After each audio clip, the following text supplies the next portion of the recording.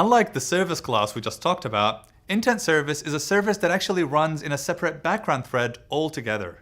Here's the code for starting an activity using intents, like we've been doing before. The code for starting a service, and in this case an intent service, looks very similar. First, you create a class that extends from intent service. Inside that class, you will specify what your intent service should do in the background by overriding the onHandleIntent method. Then, you simply create an intent and pass in that service class. Finally, to start it, you just call startService as opposed to startActivity. You pass in the intent you just created, which inside has your intent service. Yep, that's an intent service inside an intent. An intentception. Here's a sample intent service class. Inside onHandleIntent is where you put the code that will run in the background.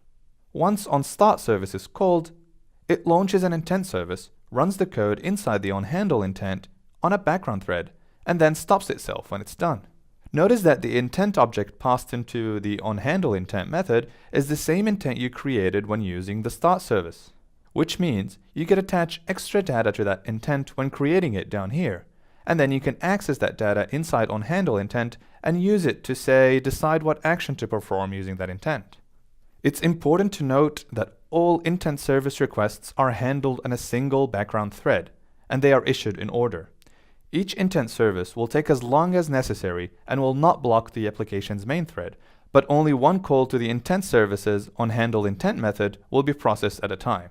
This makes intent service great for tasks that need to occur in order, such as updating the counter in our case. Okay, enough with all the theory, and let's start coding our toy out for this lesson.